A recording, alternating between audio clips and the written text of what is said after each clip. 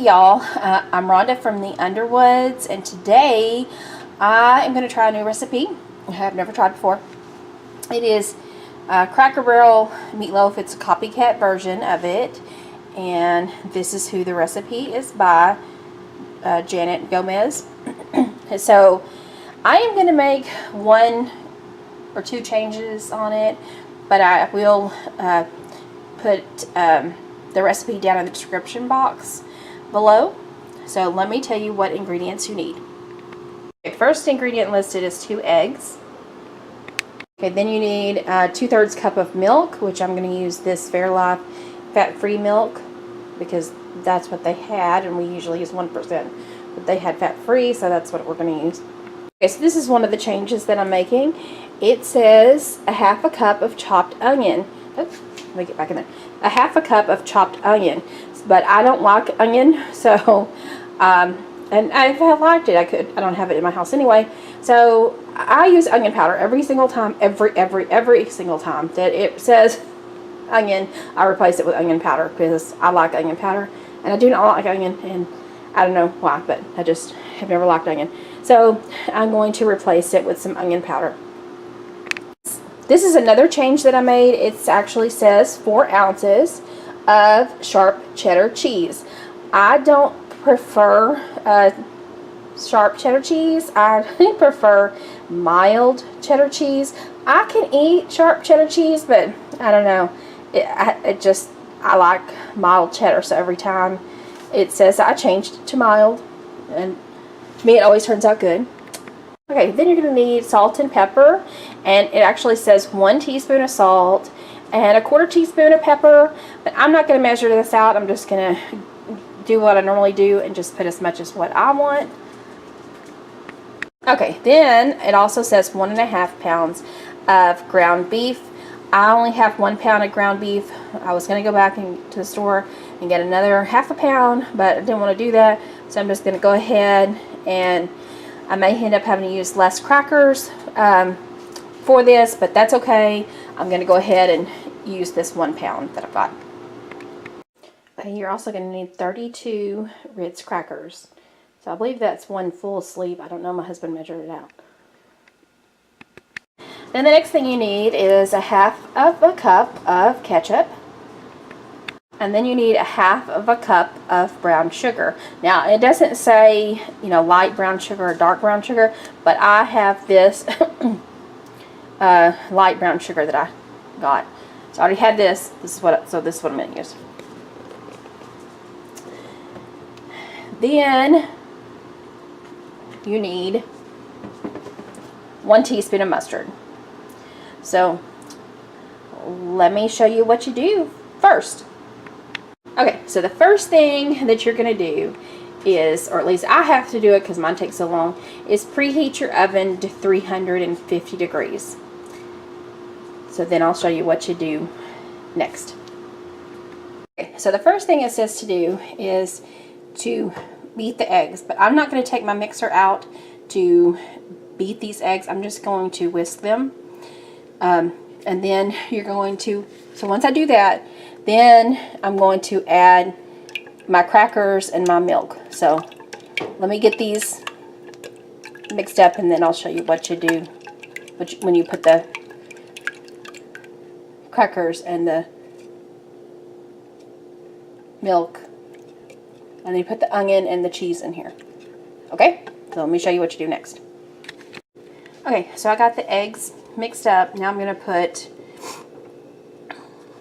the milk, which is 2/3 cup of milk, and that was 2 eggs. But like I said, I'll have the recipe link down below.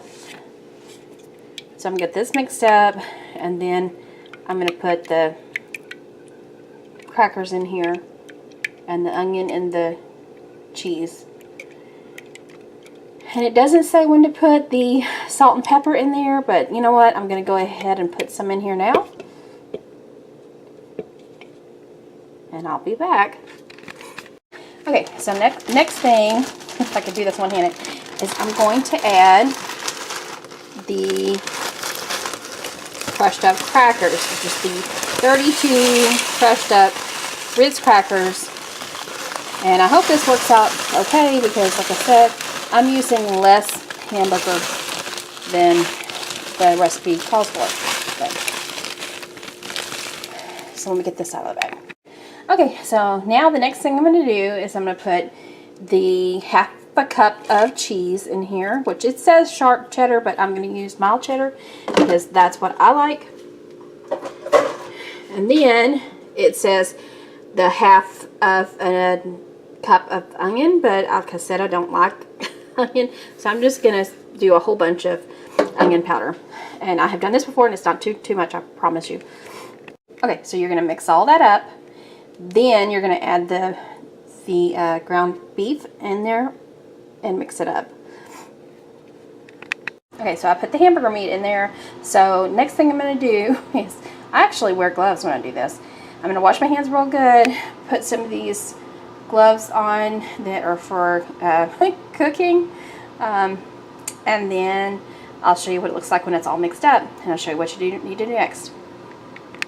Alright, so the next thing that, well, I got it all mixed up, so I'm going to spray this pan, because that's what I got, with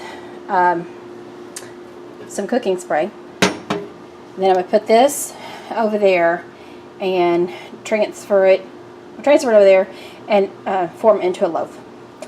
And I will be back because I'm not going to film while I do that, because I've got to, you know, wash my hands again, and I'm not going to touch the camera and touch this meat and then touch the camera. I'm not going to do that. This is gross. Alright, I'll be back. Okay, so it is actually, let me tell you why I do two little loaves like this. It's because I've had trouble in the past with meatloaf not getting done in the center. So I've watched Trisha Yearwood, and she says, excuse me, she says to make two loaves, mini loaves, instead of one big loaf. So that's what I do. So let me show you so that's what it's going to look like, unless you make a big loaf. What I do, how I am going to make the sauce, not how I do make the how I am going to make the sauce. I'll be right back. Okay, so for the sauce, you need a half a cup of the brown sugar and a half a cup of ketchup and 1 teaspoon of mustard. So I'm going to go ahead and put the brown sugar in here. And let me put the ketchup, I can't even talk, ketchup in here. And then I'm not going to measure out this mustard. I'm just going to squirt what I think is a teaspoon.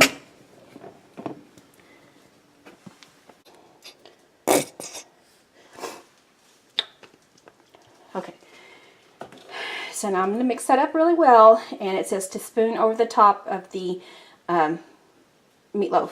But I'm going to make sure, because it says to save some for topping over the rest of it. So what I'm going to do is scoop some out and put it in some bowl or something so that I don't contaminate, because I don't want this touching the raw meat and then me eating it. So let me stir this up and I'll show you what it looks like. Okay, so I stirred it up and it looks like this. It kind of to me looks just like ketchup. And then I put the extra, which I think is going to be extra, in here. And so I'm just going to set that aside. And then let me put this sauce on this and I'll show you what it looks like. Sauce on the meatloaf, and I'll show you what it looks like. Okay, so this is with the sauce on it. So I'm going to put this in the oven at 350 degrees for 45 minutes. And then I'll be back and show you what it looks like. And it also says that once it comes out of the oven,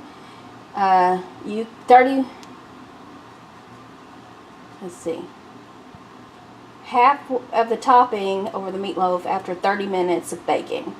And then you return to the oven for 10 more minutes. So we'll see if it needs any more of this sauce. So put it in here for 30 minutes and take it out, see what it looks like. Maybe put some more sauce on it. And I'll be back. Okay. Also on the, we're going to have this on the side. This 4-cheese gnocchi. I found this at Target, and I thought that looked really good, and it'd be something different than we usually have. As with meatloaf, we usually have mashed potatoes or macaroni and cheese, mostly mashed potatoes, but I thought this would be different. So we're gonna have this and maybe some green beans. I'm pretty sure. I'm gonna wait till my husband gets home and decide, but I think that's what we're gonna have. But we're for sure having this. And so I'll show you what it looks like when it's done and all plated up. Alright y'all, it's been 30 minutes, and so it says to put this back in here, but put this sauce back on there, extra sauce, and then put it back in there for an extra 15 minutes. So we'll see if it's done in 15 minutes after I get the sauce on here.